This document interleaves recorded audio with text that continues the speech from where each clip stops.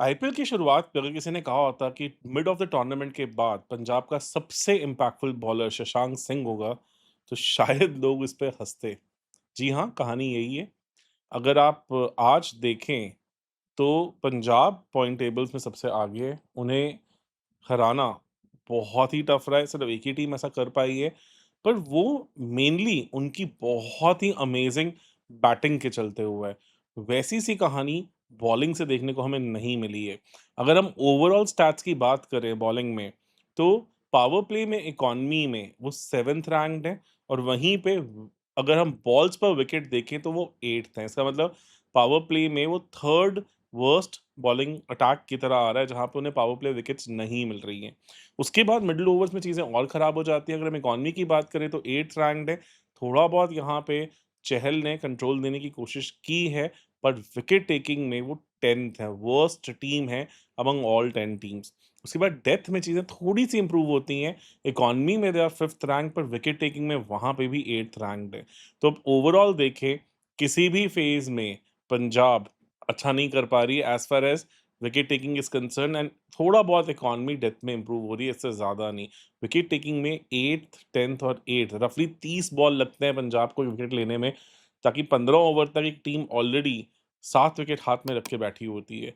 ये नंबर्स आप वैसी टीम से एक्सपेक्ट नहीं करेंगे जिसने पूरे टूर्नामेंट को डोमिनेट किया है। तो आप समझ सकते हैं कि बैटिंग ने कितनी ज़्यादा इसमें हेवी लिफ्टिंग की है, और यहाँ पे अब बॉलिंग को थोड़ा उठना पड़ेगा, और जबकि दम है बॉलिंग में, क्योंकि अगर आप इस अटैक की खासियत देखें तो यहाँ पे आपके पास लॉकी फर्ग्यूसन हो गए, मार्को यान्सेन हो गए और अर्शदीप और इवन चहल, ये सब विकेट टेकिंग ऑप्शंस हैं। ये डिफेंसिव बॉलर्स नहीं है, पर उस तरह से कहानी इस सीज़न आ नहीं पाई है। अगर हम ओवरऑल स्टैट्स की बात करें, तो जैसे मैंने कहा था सबसे इफेक्टिव बॉलर आपके शशांक सिंह रहे हैं, जिन्होंने ओवरऑल -7.5 का इम्पैक्ट डाला है। -7.5 का इम्पैक्ट का आप बेसिक मतलब समझ सकते हैं कि उनका इम्पैक्ट नेगेटिव का मतलब कि उन्होंने रन बचाए हैं जितने उनसे एक्सपेक्टेड थे, और ट्रू इकॉनमी में वो 1.62 बेटर हैं, जितना बाकी ओवरऑल मैच सिचुएशन के हिसाब से होना चाहिए था। और ट्रू विकेट्स कॉलम में भी उन्होंने 1.1 विकेट्स ज़्यादा ली हैं पर मैच, जितना उनसे एक्सपेक्टेड था। तो अब इमेजिन करें कि इतना बढ़िया वो रहे हैं। उसके बाद सेकंड बेस्ट इम्पैक्टफुल बॉलर जो रहे हैं वो हैं यहाँ पे हरप्रीत ब्रार, जिन्होंने सिर्फ 1 मैच खेला है। उनका ओवरऑल इम्पैक्ट -15 का है, क्योंकि उस मैच में उन्होंने 4 ओवर में सिर्फ 25 रन दिए, जबकि उन्हें 4 ओवर में 40 की गुंजाइश थी, जिस तरह का मैच सिचुएशन था। तो आप समझ सकते हैं कि चीज़ें किस तरह की रही हैं। वहीं पे पीक बॉलिंग अटैक जो इनका main you can say engine रहा है, वहाँ पे अर्शदीप, वाइशक और बार्टलेट तीनों के स्टैट्स थोड़े से डामाडोल रहे हैं। अगर आप अर्शदीप की तरफ देखें तो उनका इम्पैक्ट +18 का है, मतलब जितना उनसे एक्सपेक्टेड था मैच के कंटेक्स्ट में, उन्होंने उससे ओवरऑल पूरे सीज़न में 18 रन ज़्यादा दिए हैं। वहीं पे इकॉनमी उनकी -1.2 की है। इसका मतलब वो अगर उनकी ओवरऑल इकॉनमी देखें तो वो लगभग 11 की इकॉनमी से गए हैं, जबकि उनसे उम्मीदें थी कि वो 9.7, 9.8 तक मैक्सिमम दे पाएँ।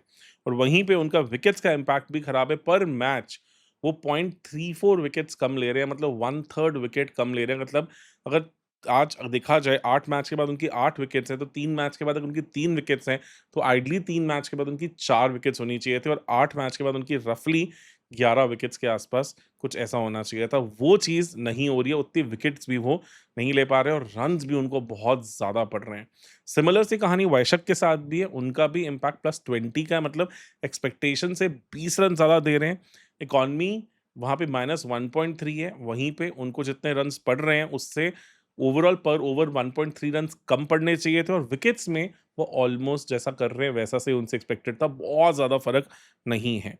वहीं पे ज़ेवियर बार्टलेट का ओवरऑल इम्पैक्ट +34 का है, मतलब उनसे जितना उम्मीद था, उससे 34 रन ज़्यादा उन्होंने दिए, और उनको लास्ट 2 मैचेस 3 मैचेस उन्होंने खेले, वहाँ बहुत मार पड़ी है। और ट्रू इकॉनमी वो -1.6 है, मतलब अगर वो 10 रन से ओवर्स दे रहे थे तो उनसे 8.4 एक्सपेक्टेड था, 11 दे रहे थे तो उनसे 9.4 एक्सपेक्टेड था, और ट्रू इकॉनमी में वो आधी विकेट कम है जो उनसे उम्मीद थी। वो पावर प्ले बॉलर हैं, उन्हें उम्मीद है कि वो ज़्यादा विकेट्स लेंगे, तो इसका मतलब अगर उन्होंने 4 मैचेस में 4 विकेट्स लिए हैं, तो उनसे 4 मैचेस में बेसिकली 6 विकेट्स की उम्मीद थी। उस तरह की कहानी उनके साथ रही है। वहाँ पे ऐसे कौन से बॉलर्स हैं जिनका कुछ पॉजिटिव इम्पैक्ट ओवरऑल रहा है? पहले चहल, उनका ओवरऑल इम्पैक्ट -3 का है, मतलब उनसे जितना एक्सपेक्टेड था, उनसे उन्होंने 3 रन उल्टा कम ही दिए हैं। तो चहल एक डिफेंसिव बॉलिंग ऑप्शन की तरह आए हैं और उनका ट्रू इकॉनमी भी बढ़िया है, जितना उनसे उम्मीद थी वैसा सही रहा है और विकेट टेकिंग में भी कोई ज़्यादा फ़र्क नहीं है। तो चहल का ओवरऑल सीज़न ठीक गया है, बहुत ग्रेट नहीं गया जैसा हम चहल से एक्सपेक्ट करते हैं, पर हाँ, वो नेगेटिव में भी नहीं है। वहीं पे मार्को यान्सेन का इम्पैक्ट -3.5 का है, मतलब ओवरऑल मैचेज़ में उन्होंने 3.5 रन कम दिए हैं, जितना उनके साथ गुंजाइश थी।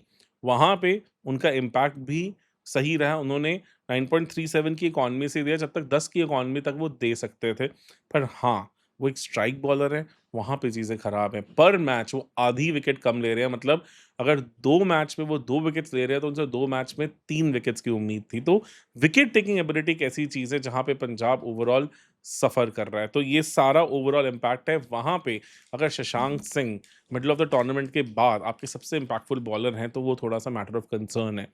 क्या चीज़ें बदल सकती हैं? क्या यहाँ पे पंजाब बेटर कर सकता है? अभी तक हमने सिर्फ ये डिस्कस किया कि उनकी करंट सिचुएशन क्या है।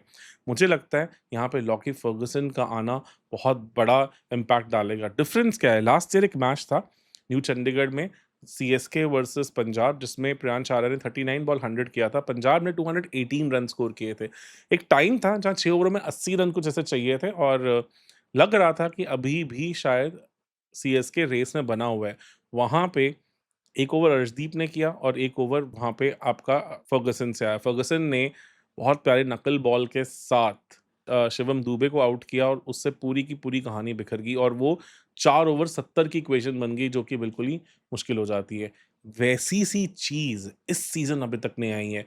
वहाँ पे आपके साथ फर्गुसन का क्या एडवांटेज है? आप उन्हें पावर प्ले में भी यूज़ कर सकते हैं, मिडल ओवर्स में भी और वहाँ डेथ में भी उनके पास एबिलिटी है, जबकि ज़ेवियर बार्टलेट मोर और लेस पावर प्ले में हो जाता था। तो काफ़ी ऐसे बॉलर्स बन गए थे जो सभी पावर प्ले में अच्छा कर रहे हैं, पर उनको हम अच्छे से यूटिलाइज़ नहीं कर पा रहे और दूसरा मेजर गैप जो पंजाब को थोड़ा समझना पड़ेगा, वो है कि आप हरप्रीत बराड़ जैसे बॉलर को बेंच नहीं कर सकते। उनका ओवरऑल आईपीएल अगर आप रिकॉर्ड देखेंगे तो विकेट ज़्यादा नहीं लेते हैं, पर उनकी इकॉनमी 8 से कम रही है।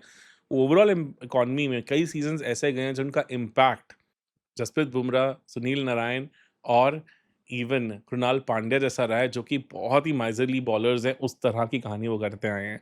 ऐसे में अगर आप उन्हें चहल के साथ पेयर अप करते हैं, तो वो एक स्पिन चोक भी क्रिएट कर सकते हैं और वहाँ पे आपको चहल से क्लस्टर्स में विकेट आ सकती है, जो लास्ट सीज़न थोड़ा बहुत आपके लिए हुआ भी था।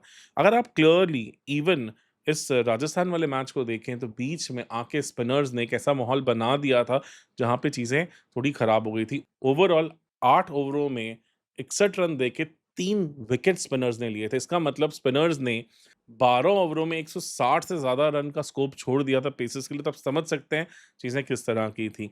तो ये सब कहानियाँ आ सकती है अगर आप एक defensive bowler like Harpreet Brar को ले आते हैं और फिर लोग चहल को अटैक करने जाएँगे और वहीं पे वो विकेट्स लेते हैं। पिछले मैच में एक चीज़ अच्छी दिखी थी कि उनका 4 टू 5 मीटर लेंथ, जहाँ उन्हें बहुत मार पड़ी है इस सीज़न, वहाँ पे भी विकेट्स आई। वहीं पे उन्होंने बैटर्स को तंग करके आउट किया। जायसवाल को उन्होंने उसी लेंथ पे निकाला और इवन एक और विकेट भी उन्होंने वहीं पे निकाला, जो कि जनरली इस सीज़न में अदरवाइज़ हो नहीं रहा था। तो जैसे ही आपने हरप्रीत बराड़ को उनके साथ पेयर अप किया, हरप्रीत बराड़ अपनी एक्यूरेसी से चोक कर रहे थे, तो दूसरे एंड से वहाँ पे चहल विकेट्स निकाल रहे थे। अगर पेसर्स ने उन्हें थोड़ा भी सपोर्ट किया होता, तो शायद वो मैच भी पंजाब की झोली में होता। तो यही एक चीज़ है, जो मुझे लगता है कि पंजाब के मैनेजमेंट को अब थोड़ा सोचना चाहिए। उन्हें अब क्लियरली और आप अगर देखें भी, तो इस पार्ट ऑफ द टूर्नामेंट में आके अब पिचेस थकनी शुरू हो जाती हैं। तो यहाँ पे spin becomes a very important weapon, जिसे आप अब नज़रअंदाज नहीं कर सकते। अगर आपके पास हरप्रीत बराड़ जैसा एक माइज़रली बॉलर है, उन्हें आप यूज़ करें। दूसरी इंपॉर्टेंट चीज़ क्या है इनके साथ? आपके लिए इस टाइम पे सबसे ज़्यादा टक्कर देने वाली टीम आरसीबी है। आप हिस्ट्री उठा के देख लीजिए, अगर हरप्रीत बराड़ एक बैटिंग लाइनअप जिसे बहुत पसंद करते हैं, जिनके सामने बॉल डालने से वो कभी नहीं कतराते, वो आरसीबी है। उनका मैचअप उनके अगेंस्ट बहुत ही शानदार है, तो वो भी आपको कहीं न कहीं आगे सर्व करेगा, क्योंकि अभी तक जो लग रहा है कि यही 2 टीमें हैं जो 1 और 2 के अंदर भिड़नी चाहिए। तो वहाँ पे आप अपने पेसर्स को क्लैरिटी दें। अर्शदीप, मार्को यान्सन और फर्गुसन को कहें कि आप विकेट्स के लिए जाएँ, बहुत ज़्यादा डिफेंसिव ना दिखाएँ और डिफेंसिव रोल प्ले के लिए आप हरप्रीत ब्रार को लेके आएँ और उनके साथ पेयर अप करें चहल को, जो कि फिर आपका एक डिफेंसिव और अटैकिंग दोनों ऑप्शन बन जाती हैं। अगर ये सब चीज़ें करता है पंजाब और विकेट्स लेना शुरू कर देता है, जिस तरह से बल्लेबाज़ों का इस टूर्नामेंट में पंजाब के ज़ोर रहा है, फाइनली लग रहा है कि टाइटल उनके नाम हो सकता है। तो कुछ चीज़ें हैं जिन्हें थोड़ा तरीके से पिरोना है, थोड़े तरीके से सँभालना है और उन्हीं गेम प्लान्स के ऊपर वापस जाना है जो लास्ट ईयर भी इनके लिए काफ़ी अच्छे काम किए थे। तो उम्मीद है कि एक क्लैरिटी मिली होगी, एक थोड़ा-सा आइडिया मिला होगा कि आज पंजाब के बॉलिंग सिचुएशन कहाँ पे खड़ी है। तो आपका इन सब के बारे में क्या कहना है? प्लीज़ कमेंट सेक्शन में पक्का से बताएँ और हो सके तो वीडियो को मैक्सिमम से मैक्सिमम लोगों से शेयर करें। धन्यवाद।